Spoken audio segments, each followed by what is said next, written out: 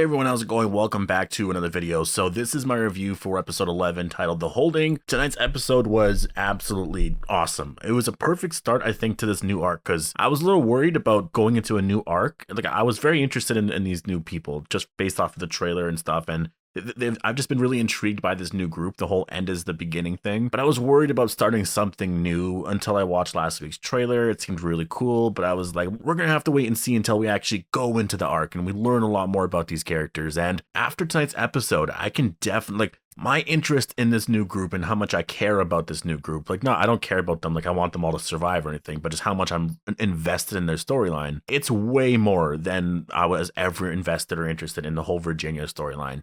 That only got interesting this season for me personally. It really started at the end of season 5, but for season 6, it got really good. This is something that is taking a different turn, and it's something that it's weird that The Walking Dead never really touched on too much, but I think it's because Fear the Walking Dead can actually go into different things, right? Like their tone, it's not like it's a brand or anything like that. Like they don't really have a very specific tone. They can kind of do whatever they want with whatever episodes because it's not like it is with The Walking Dead where if you did an episode like this, it could be really good, but it might throw you completely off. Like you notice how on The Walking Dead, there is a certain vibe and tone to every episode throughout the entire series. It's always kind of been the same. It's almost like this brand, I think, that they have to have the same type of quality, which obviously works, but with Fear, they can be very experimental. And I think they're doing that with this new group because this whole episode, like from beginning to end, I was very interested in the story and I can't wait to learn more about, I believe the actor's name is John Glover. I could be wrong about that, but I want to know more about Teddy. I believe his name is, right? Teddy. I want to know more about Teddy's character. I'm really interested in and why everyone is buying what he's selling, as Alicia said. And yeah, I think this can get really intense. I think this next arc could be probably one of the best arcs that I've watched in a very long time. So before we go any further and discuss all tonight's episode, I do have to warn you for spoilers for tonight's episode of Fear the Walking Dead. And as well, if you are new here, make sure to be a subscriber if you do want more Walking Dead content like this.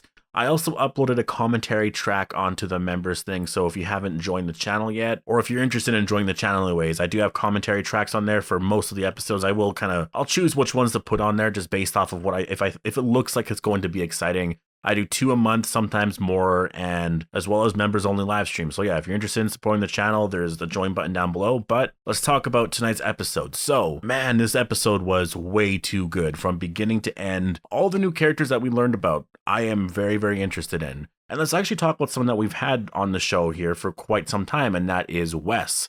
I honestly, I never watched Fear season 5 too much. I watched the first half and the second half I skimmed through like all of it. And I'm not even kidding. Like I reviewed the season 5 finale and that was it. Like I don't even know if I reviewed episode 9. Like for Fear the Walking Dead, I could not get into it. I tried for the first half. It was hard. And I gave up. I just said, you know what? I just can't with this show. And so Wes's introduction, I never saw it. I think he was introduced in an episode titled Channel 4.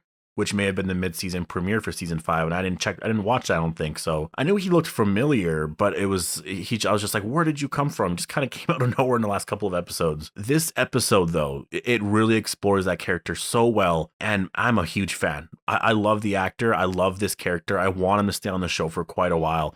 It was weird to me in last week's episode when he had some dialogue with Dwight and like Luciana, Sherry. They were all sitting at that table. It was weird that he had dialogue in that scene. For me, it felt like he was an extra and they just gave him a bunch of lines of dialogue to say because they were in a meeting, and it felt so off. I was just like, who the hell are you? But in this episode, they give him a lot. And then I looked up afterwards. Like I actually did that during my commentary track reaction. I was like, who the hell is this guy? Why is he always around? Like, I don't remember him like appearing on the show. And man, he was such a good part of this episode. Like, honestly. Him and his relationship with his brother, that was what sold me on it. And it gave me a lot of different vibes, like Midsummer, almost like Get Out a little bit. There was like a lot of just like creepiness and like cult-like atmosphere where it was just, soon you will see, like, do you see? He would constantly ask his brother, do you see as I see? And like, you will soon. And it's like his smile and like the way he's staring at his brother Wes. I was so creeped out. The whole thing too, it actually worked, the whole emotional thing. Like I had no idea who Wes was at all. I had no idea. Just some guy I kept seeing randomly on the show. I was like, who the hell are you? And I learned his name in this episode. I learned that he had a brother. I had no idea he had a brother. And then we see his brother and what they actually work on or work with in this episode as like with them too. It was awesome. Ends tragically, but man, I love this character. Wes is amazing. I want to see a lot more of this guy. Now, I do like the fact that this whole story started pretty much right away. We see Riley, he's this new guy here, and then he knows that there's new recruits coming in, whatever. And then we see Alicia, Luciana, Althea, and Wes, and everyone else. They're coming in. I think it was just them four, actually. We see them come down here, and then at first, you know something's off. It does seem pretty amazing, and I will say the whole belief of this group, it's not too insane, right? Like, there's a certain part of it that I think there's a lot more we have to learn still, but there's a certain part of it that makes sense. Like, I wouldn't use walkers as fertilizer and eat from that food. I don't know what that's going to do to you in the long run. It's interesting that they actually... like it does make sense. Instead of viewing walkers and stuff as like, oh, this is a disaster, like what are we doing here, like walkers are everywhere, we gotta fight to survive and let's try and make things the way they were. What if this is just the way things are supposed to be, and this is just kind of the next stage in human evolution, and we're supposed to learn to adapt to this, and we can use them as like fertilizer. Maybe we gotta have a different belief system and all this kind of thing. And it was an interesting thing. I do think some of it gets a little crazy when you get into the whole, well, for your punishment, we're not going to kill you because we see walkers as a little more valuable. Like there's still life there. Like when I look at a walker, I still see life. I don't see that it's dead. And so they embalm you. Like that's their whole punishment. Death to them, that's the way they want you to die. They want to preserve you, keep you so that you never degrade or decompose. And it's an interesting idea. It's something that we haven't had on the show or in the Walking Dead universe at all, ever. And I'm a huge fan of it. This new character, Riley, man, he just gives me... he's awesome. Perfect casting. Same with, I believe his name is John Glover, who plays Teddy. Perfect casting. That final scene between him and Alicia, that creeped me out like crazy. And it actually kind of made me wonder, could Alicia be turned a little bit? I don't think that she could be.